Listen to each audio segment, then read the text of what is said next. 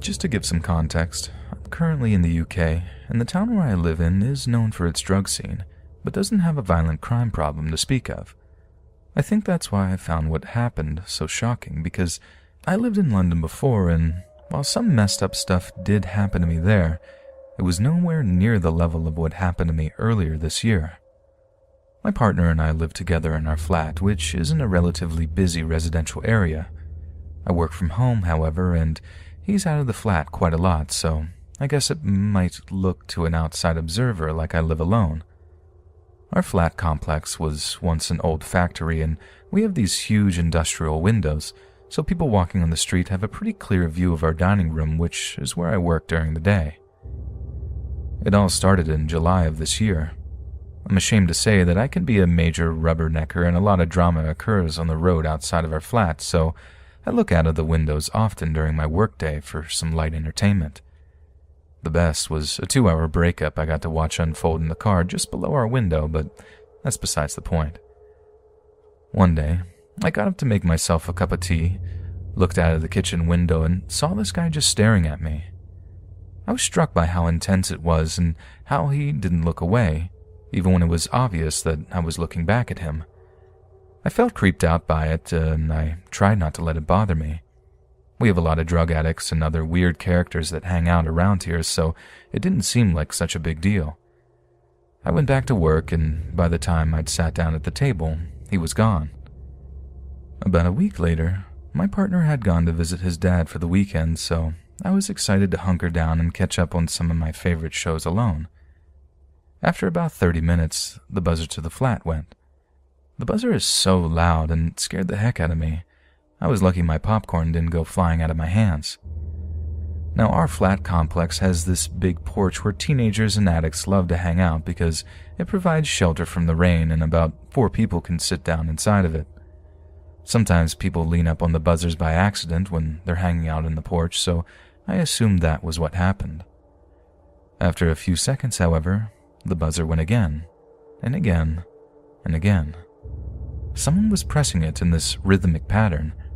It's something I know my partner does when he's forgotten his keys, and it's kind of our code for me to let him in, which is why I found it so disconcerting. At first, I was worried he might have missed the bus to his dad's house and had decided to come back to the flat. I was nearly about to buzz him straight in when I thought it would be a good idea to pick up the phone first and check who it was. As soon as I picked up the phone, the person standing near the intercom must have heard, because they said, "Hello?" It was definitely not my partner. I asked who it was and why they were buzzing the flat so late at night, but all they said was, "Can you let me in?" I asked them why they wanted to come in, and they said, "You invited me, remember?" While they were talking, they kept kind of laughing under their breath, and the whole exchange put me on edge. I told them I had no idea who they were and just hung up. I was expecting them to start pressing the buzzer again, but they didn't. After a few minutes, I crept out of the flat to have a look at who was on the porch, but they were gone. My partner has to get up early for work, whereas I'm more of a night owl. Most nights, I'm up until about 2 a.m. or 3 a.m. working on my laptop while he's asleep. A few nights after the intercom incident, I was on my laptop watching YouTube videos and realized that we'd forgotten to take the trash out. This happens a lot, and it's not uncommon for me to take the trash out at around 1 a.m. or 2 a.m. At least it wasn't until all this happened. I put my slippers on, grabbed the bag of trash, and took it out to the curb outside the flat's main entrance. When I looked across the street, there was this guy standing on the opposite street corner. He was watching me, and his eyes followed me all the way from the front door to the curb. I noticed he was smoking, so I assumed he lived in one of the houses across the street. I remember even thinking, wouldn't it be creepy if he tried to come over here? As I put the trash bag down, I caught a glimpse of movement out of the corner of my eye. I looked up and saw him walking in a straight line across the road towards me, with his eyes fixed on me the entire time. I don't know how to describe it, but the look on his face filled me with this instinctive sense of dread. It felt like someone had just turned my stomach inside out. I pulled my keys out of my hoodie pocket, turned around, and ran to the front door. I've never felt that kind of fear before, and it was like my body was compelling me to get as far away from this man as possible. I got into the building, slammed the door behind me, and rushed to my flat without looking back. I didn't want to know whether he followed me or not. I told my partner about the whole thing the next day and how shook up I was. We agreed that we'd be more proactive with trash, and I've never taken it out late at night again. Fast forward to the beginning of August, about 2 weeks after the trash incident, and I'd pretty much forgotten all about it. I was still too scared to go out late at night on the road, but nothing weird had happened since then. I went to bed at about 2 a.m., but I felt restless for some reason and struggled to get to sleep. By about 3 a.m., I was contemplating whether or not to give up and go do something else when I heard the scream. The sound cut right through me. There was something visceral about the terror in that scream. I knew it was bad because my partner went from stone cold asleep to being up in a shot. He asked me what it was, and I said I didn't know. I went to the window straight away and looked out. Down one of the side roads near our flat, I could see headlights, but I couldn't get a clear view of the car. The screaming continued in bursts, and after a while, I could make out words. It was a woman, and she was saying something like, get out," over and over again. I'm used to hearing all kinds of domestic arguments take place on the road outside of our flat, particularly since we're near the university and several popular bars. But this was different. There was this raw fear in her voice that made the hairs on my arms stand up. I turned to my partner and said I had to call the police. When they picked up and I explained what was happening, they seemed disinterested at first, but the operator's tone changed when I told them where it was. I think they must have been getting calls from all around the area about it. It was sometime during this phone call that I heard a screech of tires and the screaming stopped. The operator asked me to go to the window and describe to them what was happening. When I looked down, there was this black car sat on the road. One of the neighbors from across the road was speaking to the two guys in the car. I had to twist to get a good look at them, but one of the guys in the car looked uncannily like the guy who had been watching me when I was putting out the trash that time. At first, the conversation seemed congenial, but it took a turn when the neighbor asked them some sort of question that I couldn't quite hear clearly, and they sped off down the road. With no less than 10 minutes, 3 police cars arrived and had blocked off the roads leading to our flat. Our residential area is on a grid system. They were knocking on doors and asking to speak to all of our neighbors. I told my partner that we should go out and speak to them, and since we saw a lot of what happened and my partner had had the foresight to write down the license plate of the black car. When we went out, there were these 2 girls talking to one of the police officers. They were both shaking, and one of them looked as though they had been crying. I decided to stand nearby and wait for the girls to finish before speaking with the officer myself. What they said made my blood run cold. They were from one of the houses that looked out directly onto the road where I had seen the headlights, so they had a clear view of what had happened. Like us, they had been alerted by the screaming and gone straight to the window. From what they could gather, the black car had cut off a small red car on the road, like pulled right in front of it, and that's what had caused the girl driving the red car to scream the first time. They thought it might have been some kind of misunderstanding, but then they watched as one of the guys from the black car got out, walked to the red car, and jumped in through the window. That's the point when the girl must have been screaming, get out, get out. There had been a struggle, and the girl watching said they assumed the guy was just trying to steal the car, but then he forced the driver into the back seat, and that's when he drove off. The 2 girls were both hysterical by this point, and you could tell they felt guilty for not intervening. I could feel that same guilt seeping into my thoughts as well. After the guy had driven off in the red car, the 2 men in the black car had gone the opposite way and turned the corner onto our road, but had been stopped by another neighbor.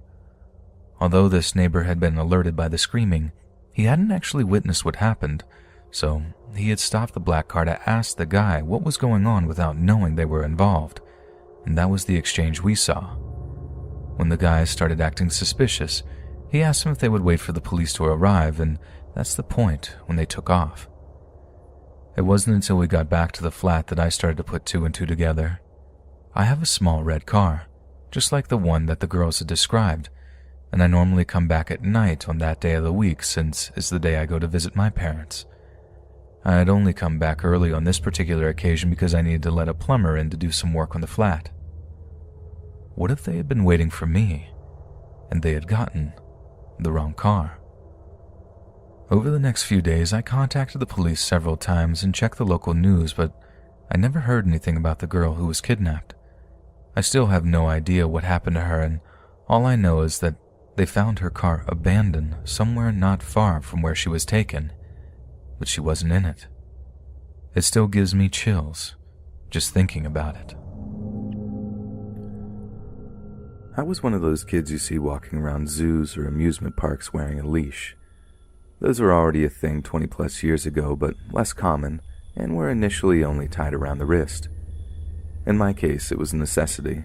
I would always start wandering off from the rest of the family no matter what situation. This is one of the stories that led to me earning my leash. It happened when I was about 6 years old and I went to the zoo with my mom and sisters. Before every family outing, my mom made sure to give me the talk about not walking off again or face the consequences. My mom was a strict parent that made good on her promises. She had to, being a single mother of 3. I didn't try to disobey her per se, but I often just didn't pay attention to the world and people around me. No different to this day. I behaved and followed the group for a while, but then a butterfly garden caught my attention and off I was. When I finally realized I separated myself from my mom and sisters again, I panicked and started walking around the zoo looking for them, being afraid for my mom's reaction more than anything else.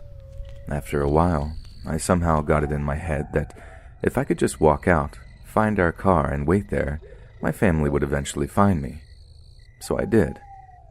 I got lost within a couple of minutes, walking around a strange neighborhood looking for either our car or the way back to the zoo. Nothing looked familiar. I started crying, and my mom was going to be so mad. Then, this man came up to me, just normal looking, about 40 years old, asking me if I'm lost. I explained I lost my family when we were visiting the zoo, and I'm looking for the way back. I couldn't believe my luck when the man told me he had just come from the zoo and saw a family there, standing near the entrance, who were waiting for a little girl with blonde hair and a baseball cap. But it was still a few blocks away, so he proposed I walk with him to his car, and we could drive the rest of the way back. Just the mention of his car finally made me hesitant. I told him I wasn't allowed to get in the car with strangers. My mom would be so mad. He then said something like, "That was true, but I look smart enough to know I could trust someone." Don't remember the exact words, but something along those lines. Also, he added, he spoke to my parents earlier when they were looking for me, so he's not a complete stranger. That didn't seem right. I asked him if he really talked to my dad, who had died a year before, and when he said he did, I broke down crying uncontrollably. I still didn't understand the situation I was in. I was just really confused about everything and scared of how angry my mom was going to be after all this. Finally, my crying caught the attention of the security guard of a parking building we were standing next to, asking if there was something he could help with. The guy stepped aside with the security guard and started explaining the situation, but made it vaguely sound like he was my father and we were looking for his wife. The security guard seemed to believe him, pointing us in the direction right towards the zoo. The man thanks the security guard and proceeds to take my hand and walk away. The security guard takes a last look at me and asks me, in a comforting, friendly, adult-to-child kind of way, why I'm still crying. I tell him that my dad is dead. He looks really confused for a second, then asks if this man is not my dad. I tell him again, no, my dad is dead. In a split second, his whole face and posture changes, and he turns to look at the guy, who's trying to explain he never actually said he was my dad, that the security guard must have misunderstood, and he was just helping me find my mom. The security guard said he appreciated the man's help, but he would take me off his hands now, and the guy immediately took off. I don't think there was much else the security guard could have done. I explained the whole situation, and after making a phone call, he walked me to the entrance of the zoo, which was just around the corner from the parking building. From there, we were brought to the security's office where my mom and sisters were already waiting. I feel extremely lucky for the security guard being at the right place at the right time that day, and very grateful for the extra second of time he took that could have made all the difference. This is something I didn't realize the severity of till I was older. My mom had left me and my brother home alone. It was midday. My brother was 12, maybe 13, so I was 9 years old. Watching him play Xbox in our living room, he had his headset on talking to his friends. There was a knock from the door on our carport. I run and answer the door without looking. It's a grown man I've never seen before. We are separated by the screen door, which at the time was unlocked.